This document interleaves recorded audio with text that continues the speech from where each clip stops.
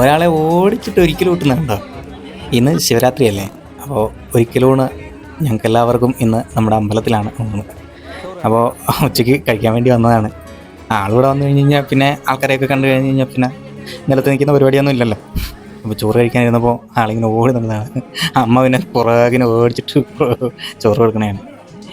പിന്നെ അമ്പലത്തിലൊക്കെ കയറി നല്ല അടിപൊളിയായിട്ട് തൊഴുത് ആള് ഭക്തി ഇത്തിരി കൂടുതലാണ് കേട്ടോ.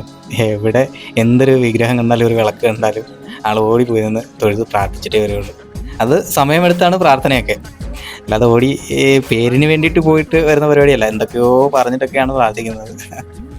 പിന്നെ സനാമയ്ക്ക് ഭക്ഷണം അമ്പലത്തിൽ നിന്ന് കഴിക്കാൻ പറ്റാത്തതുകൊണ്ട് പിന്നെ സ്പെഷ്യലാണ് ഇന്ന്. ഇതാ ആൾക്കൊരു മരുന്നുണ്ട്, അപ്പോൾ അതിൻ്റെ കൂട്ടത്തിൽ ഭക്ഷണം കഴിക്കുന്നതിന് മുമ്പ് മരുന്നും കഴിച്ച് നേരെ ഇതാ സംതിങ് സ്പെഷ്യലായിട്ട്. ആൾ പിന്നെ ഇത്തിരി ഹെവിയാണ്, കക്കയിറച്ചിയൊക്കെ കൂട്ടിയിട്ടാണ് ആളുടെ ഭക്ഷണം കഴിപ്പ്.